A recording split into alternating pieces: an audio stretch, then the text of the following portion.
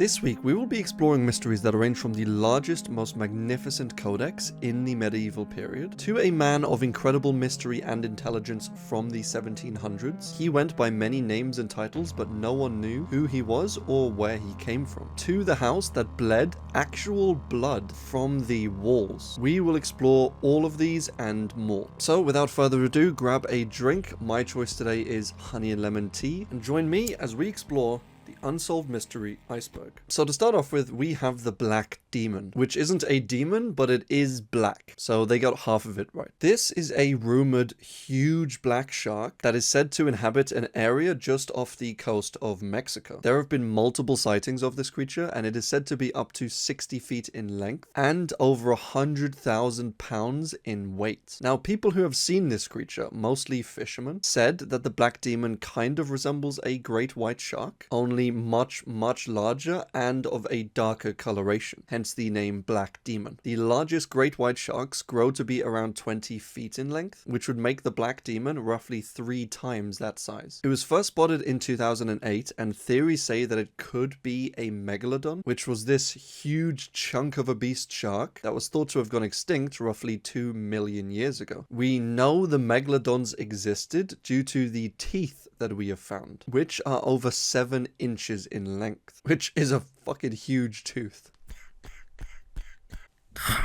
And the megalodon was so big that it could swallow an entire elephant whole. I mean, I don't know what an elephant would be doing in the middle of the ocean, but at that point, it's kind of the elephant's fault. Just don't go near the ocean and you'll be fine. So yeah, these things were flipping huge. Sorry for the harsh language. But whether the Black Demon is a mutant great white shark, a lone surviving megalodon, or just a thing of legends, we may never know. But really quick, guys, I would just like to thank my Patreon supporters, Ash M, Foxy Nico, and Kelly Scott. Thanks for supporting the channel, guys, and if you would like to tip a tea or coffee, or see these videos a few days early, there are links to the Patreon and Ko-fi in the description below. Once again, massive thank you to all who support the channel, but for now, let's get back to the video. The Blood House at Fountain Drive was a terrifying event. So let me take you back to 1987, to a house on Fountain Drive, Atlanta, Georgia. Minnie Winston, 77, and her husband, Willie, were minding their own business and winding down for the night when Minnie, after having a bath, stepped out of her bathtub, and she stepped right into a puddle of blood. She was completely shocked, as anyone would be, but apparently she stayed mostly calm, which I think if you're pushing on 80 years old, I don't know if anything terrifies you anymore. But she stepped out into this puddle of blood and assumed that maybe her husband had had an accident or something like that. So she quickly left the bathroom to go check on her husband. But as she got out into the hallway, what she saw there completely froze her. The entire hallway was covered in blood, from the baseboards, the walls, the ceiling, with even large droplets seemingly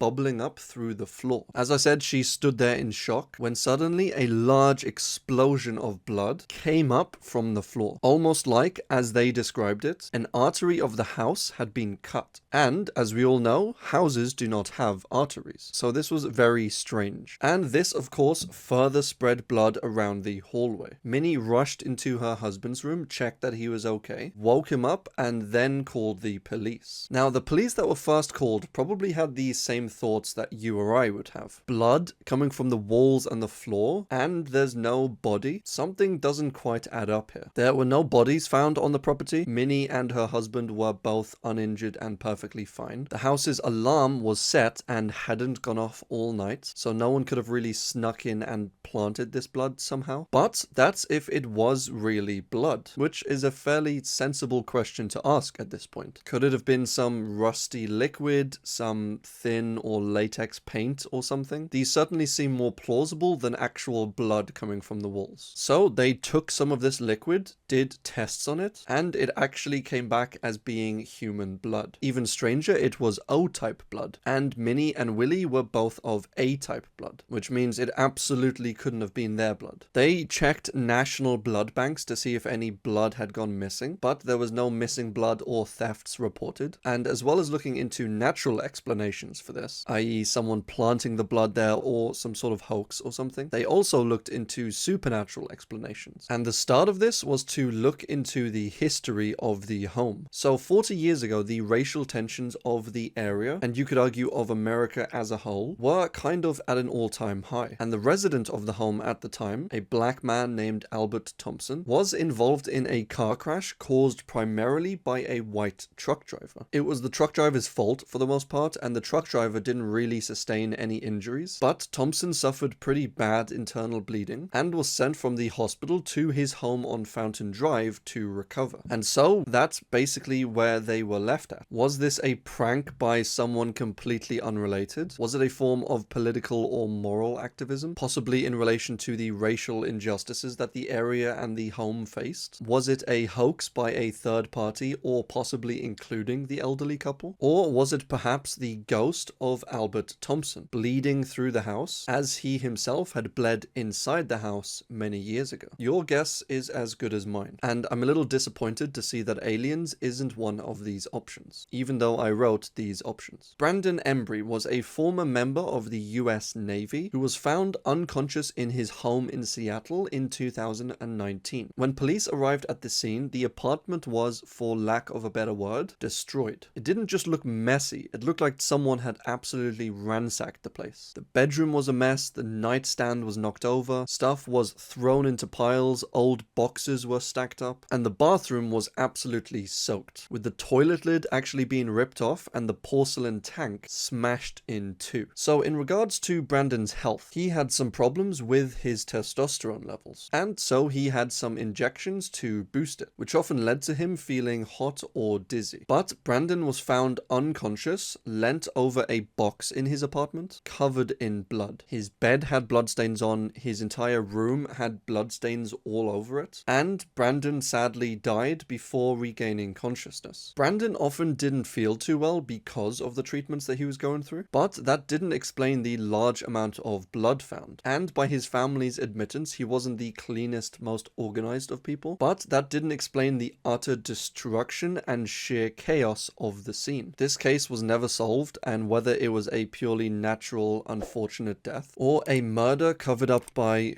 who knows who, possibly ransacking the place in order to try and find something, valuable goods, maybe some secrets from the Navy that he shouldn't have had, it's a little unclear, and it doesn't look likely that we will ever find the answer. The Cape Ripper was an unidentified serial killer who killed 19 women, mostly sex workers, between 1992 and 1996 in Cape Town, South Africa. Whoever this was somewhat clever about the way they killed their victims and about how and where they disposed of them. He would kill his victims mostly through strangulation, using some sort of ligature, and would only attack his victims on rainy nights, so that after he dumped the body, the rain would wash away some of the evidence and pretty much all of the tire tracks. He would drive up, pick up these women, strip them, get them to sit on his lap, and then strangle them to death. He would then dump the bodies in various different locations and put the bodies in different positions. Some he would leave in shallow graves, some he would just dump there and cover up, and some he wouldn't cover at all. He would leave some of them clothed, some of them naked, some of them semi-naked, some he would just dump out of his vehicle, and some he would position to look like they had been assaulted. But there was never any male bodily fluids, shall we say, found at the scenes or on the bodies. And there was no evidence to show that any of the women had been forcibly assaulted. So one theory was that whoever this man was, maybe he was sexually inept and suffered from erectile dysfunction. Because there wasn't really a pattern with how the bodies were left or where they were left, it took quite a while to actually link all of the killings and bodies to one common serial killer. But once the killings were linked, the bodies just kept piling up. And in 1996, the final victim, 16-year-old Teresa van der Vint, was found half naked, covered in branches near a footpath. She was the last and youngest victim. One of the victims, strangely, was found with a Coke bottle inside of her you-know-what. And one of the prostitutes working in the area told police that one of her clients had a fantasy about inserting a Coke bottle into a woman's you-know-what. So,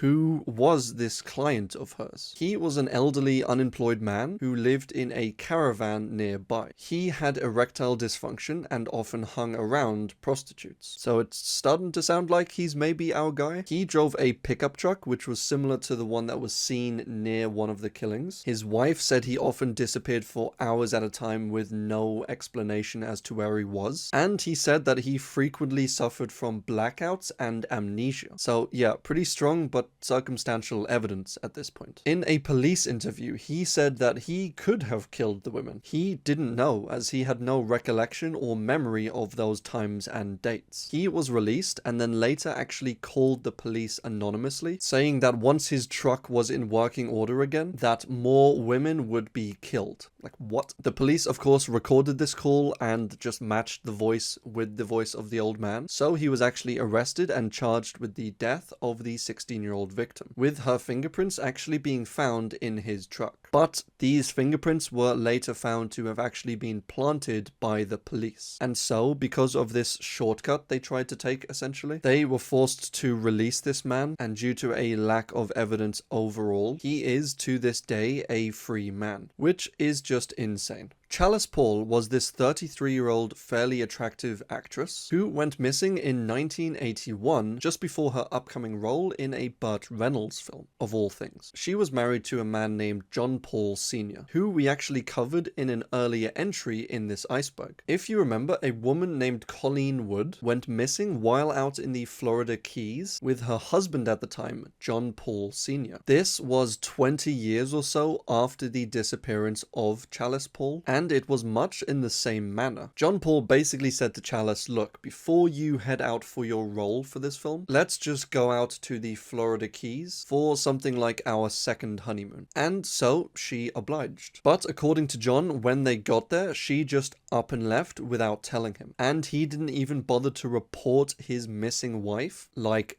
ever. He literally never reported her missing. It took her family finding out about her disappearance to report her missing over a year later. And around this time, John was involved in a big drug smuggling operation and later shot and tried to kill one of his accomplices to potentially avoid him testifying against John in court. The guy ended up living, and so John Paul was charged and convicted of attempted murder and sentenced to 25 years in prison, of which he served around 12 years. Then, shortly after his release, he met Colleen Wood, and shortly after they met, she went missing as well. After this, he fled the country and was never seen again. He was never charged or convicted for the disappearances of either Colleen Wood or Chalice Paul, and due to John now being in his 80s, if he even is still alive, it is unlikely that he will ever be brought to justice. But rest in peace, Colleen and Chalice. Charles Rogers was a very strange case. He was previously a naval officer and pilot who had done work for various oil drilling companies over the years. He was highly intelligent, speaking 7 languages, and having a special interest in complex electronics, including radios. So that's basically his background, and as to his current situation, he was kind of a recluse, living in the same home as his 2 elderly parents, and apparently communicating with them by pushing notes underneath their door. So yeah, kind of strange. He often kept to himself, and a lot of the neighbors didn't even know that he lived there, as he used to leave before it got bright and come back well after it got dark. So one day the police happened to come round for a wellness check due to someone reporting that the elderly mother of the house hadn't returned their phone calls in a few days. And when the police came and did a search of the house, they found the heads and body parts of the elderly elderly couple, dismembered, somewhat drained of blood, and stacked up in the family refrigerator. But Charles was nowhere to be found. The organs were cut up and flushed down the toilet. The blood and mess had been very well cleaned up by apparently someone who knew what they were doing. And things just get stranger from here. Charles was thought to have some connections with intelligence officers, and was in fact believed by some to be a secret CIA operative who was heavily involved in the assassination of President JFK, which is like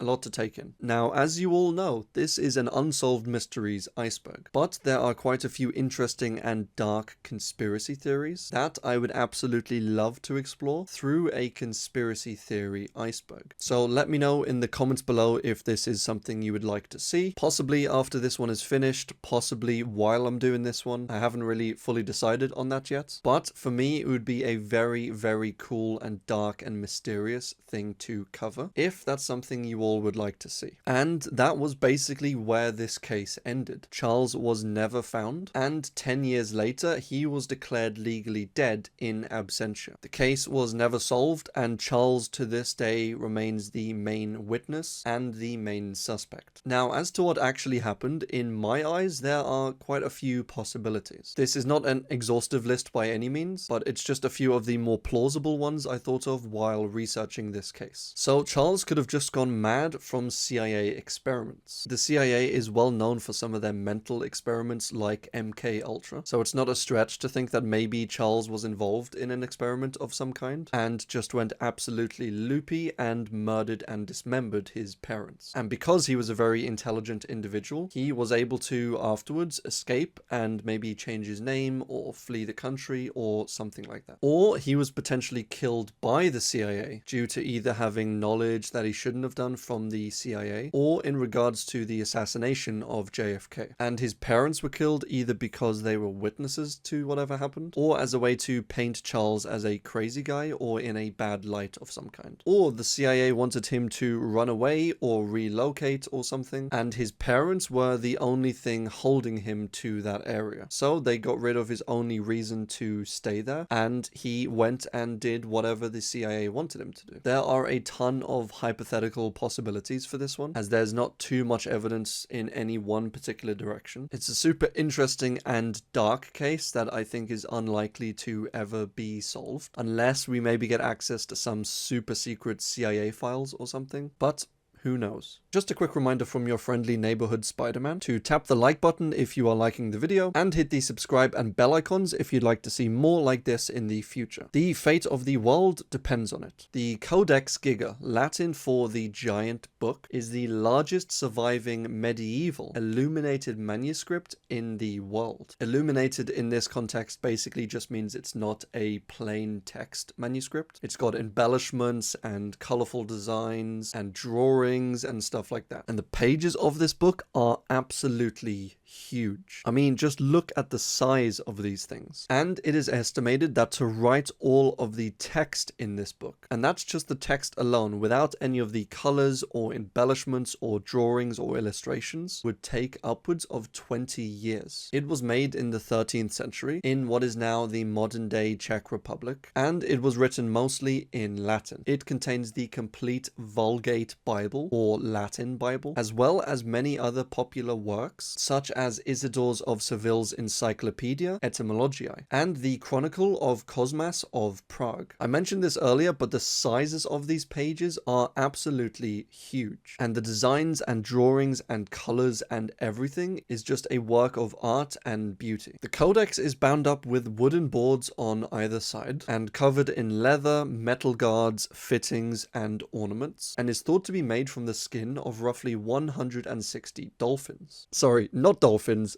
donkeys. Dolphins would be absurd, but 160 donkeys being killed and skinned just for this book is a pretty gruesome thought. The codex contains 320 sheets or pages, and the look and the feel of the entire book is apparently quite unified. The mannerisms of whoever wrote the book didn't really seem to change over the many years that it was written, which is quite impressive when you think how much you've personally changed, even in the last year, let alone 5, 10, 15 15 or 20 years in the past. And this has led to some people believing that it was written in a much shorter time frame, not of 20 or more years, but in fact in a single night. So this codex is often also known as the Devil's Bible, and this is due in part to this entire sheet in the codex being dedicated to this intricate, colorful, creative illustration of the devil himself and the legend surrounding the codex and its creation. So the legend goes that around the time that the book was created, there was a monk who broke his monastic vows and so was sentenced to be walled up alive, which is horrifying, and to avoid this terrible death, he promised in one night to write an entire book that would glorify the monastery forever and would include all of human knowledge. They entertained his promise as the last wish of a doomed man, and as it got towards midnight, the monk got so desperate that he prayed to the devil for help. And in exchange for his soul, the devil obliged to help this monk, with, of course, the monk dedicating an entire page to the devil. That's how the legend goes anyway, and it is an interesting thought to be sure. The codex over the years eventually made its way to Rudolf II of Prague, and after the 30-year war, the Swedes took the codex back to Sweden as some of their loot, and it is now preserved and displayed in the National Library of Sweden in Stockholm. A truly cool and magnificent codex that, like many things in the ancient world, has a level of craftsmanship and dedication not really seen in today's day and age. Colin Michael Goode was a 51-year-old recluse who lived in a secluded home on the Great Barrier Island in New Zealand. He was a former farmer and known cannabis grower and was found dead on his bed with his right hand missing in 1999. His cause of death was found to be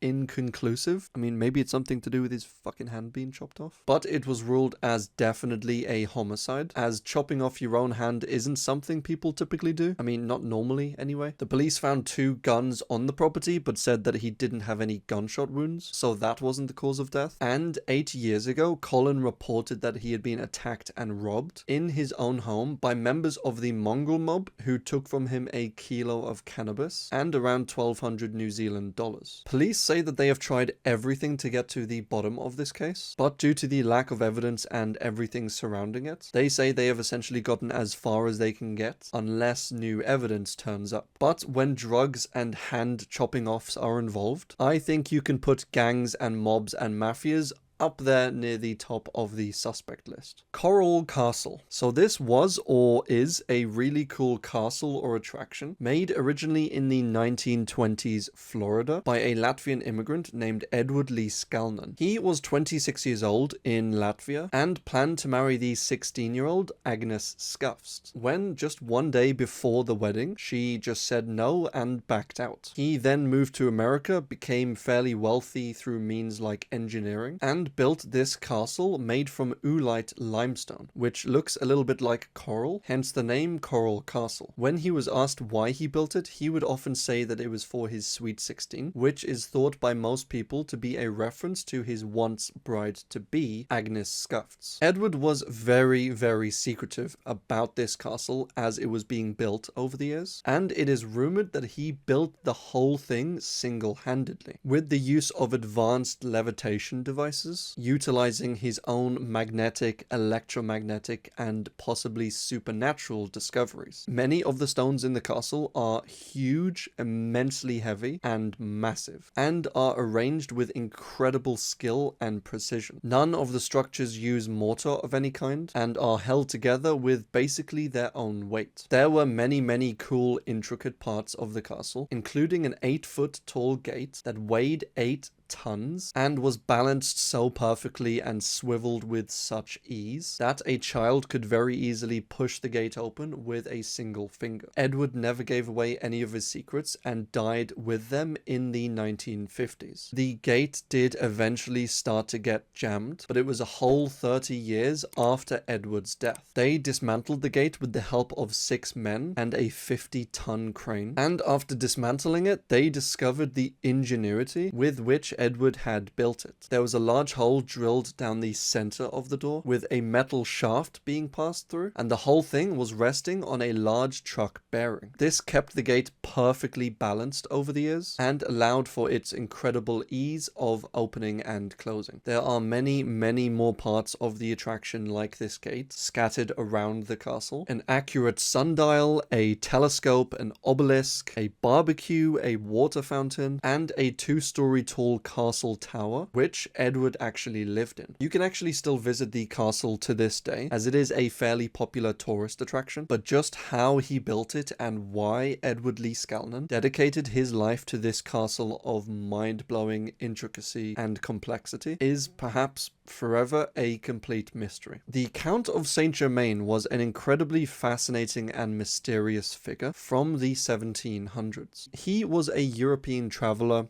adventurer, whatever he was, but he seemed to travel and roam quite a bit, especially throughout Europe. And he was fairly well known in high society at the time, due in part to his interests and achievements in a wide range of topics. These include science, philosophy, alchemy, and the arts. As I said, he was a mysterious figure who went by many titles and names over the years, including but not limited to the Marquis of Montferrat, Comte Bellemare, Chevalier Schoening, Count Weldon, Comte Soltikoff, Manuel Doria, Graf Sarogi, and Prince Ragosi.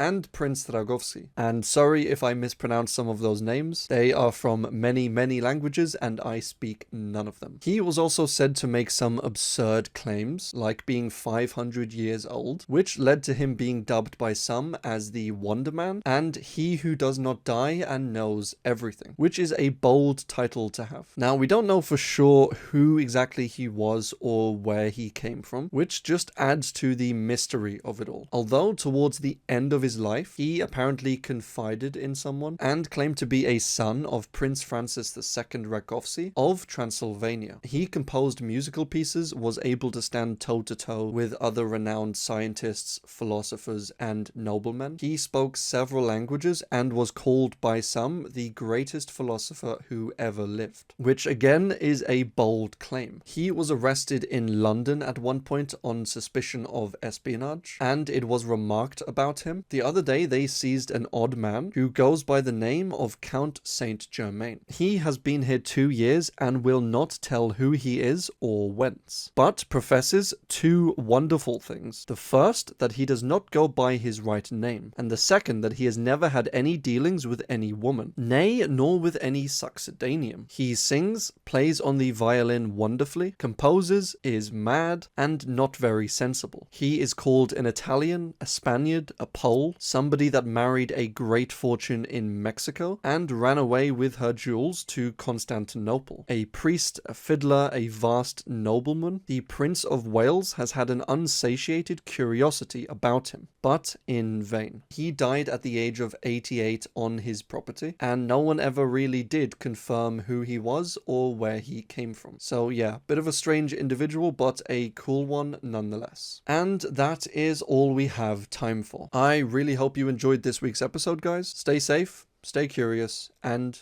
as always, thanks for watching.